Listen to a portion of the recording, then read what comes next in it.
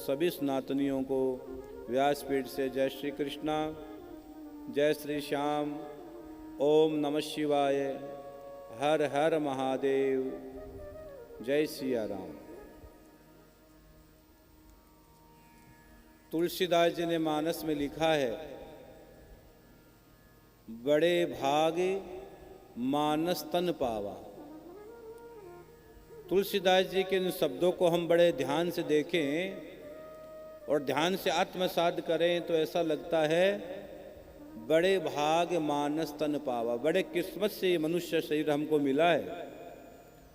तो भैया इस मनुष्य शरीर की सार्थकता तभी है जब आप अपने हर सांस को भगवान के श्री चरणों में लगाकर भगवान का जाप नाम सुमिरन करोगे।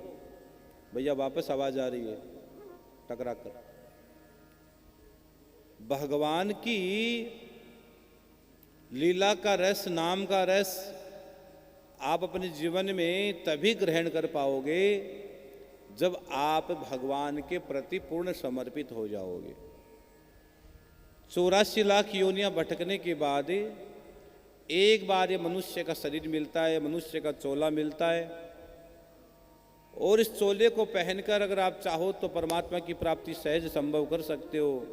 यही जीवन का मुख्य आधार है और ये जीवन का मुख्य लक्ष्य है। मैंने कल कहा था, सुखदेव जी ने जब परीक्षित से पूछा, सुखदेव जी ने परीक्षित से पूछा कि परीक्षित तेरी क्या इच्छा है, तब परीक्षित मुस्कुराकर गुरुदेव के चरणों में प्रणाम कर कर कह देते, गुरुदेव आप सामने बैठे हो, अब क्या मांगू। गुरुदेव आप सामने बैठे हो, अब क्या मांगू। आपको देखकर ऐसा लगता है कि मुझे गोविंद का साक्षात दर्शन हो रहा है, गोविंद का साक्षात दर्शन हो रहा है।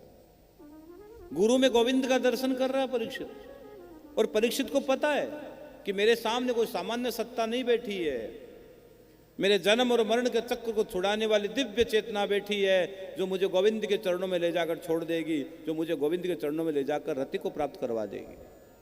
हाँ भाई, और कह दिया गुरुदेव अब तो एक इच्छा है, कृष्ण दर्शन लालसा, हरि दर्शन लालसा। तो हमारा भी जीवन का एक ही लक्ष्य होना चाहिए, परमात्मा की प्राप्ति संभव हो जाए। तो मेरे बहन भाई, इससे ज्यादा आपका जीवन में कुछ फायदे का सौदा हो नहीं सकता। रही बात दुनिया की, तो दुनिया तो तुम जब नहीं थे तो भी चल रही है, तुम हो तो भी चल रही है, जब हम नहीं रहेंगे तो भी दुनिया चलेगी। तुम्हारे और आने और जाने से दुनिया को कोई फर्क नहीं पड़ता है। दुनिया अपने स्थान पर चलती रहेगी, चलती रहेगी, चलती रहेगी। आप अपना भजन करते करते करते गोविंद के पास चले जाओ, इसी में फायदा है, इसी में तुम्हारा भला है। आज हम किसी से पूछे कि भाई बार बार संसार में आना चाहोगे, तो बहुत सारे लोग तो अपनी जिंदगी से परेशान हैं। क्यों परेशान है? कि उनसे भजन नहीं हो रहा है। अगर भजन नहीं होगा तो मैं सच कहता हूं, विश्वास के साथ मानिएगा, जीवात्मा मुक्ति पा ही नहीं सकती भजन के बगैर। लोग दुखी इसलिए नहीं है, लोग दुखी इसलिए कि भगवान का भजन उनसे नहीं हो पा रहा है, इसलिए वो दुखी है। इसलिए भगवान का भजन करो, सहज आनंद की अनुभूति होने लग जाएगी। हाँ, सहज आनंद की अनुभूति होने लग जाएगी।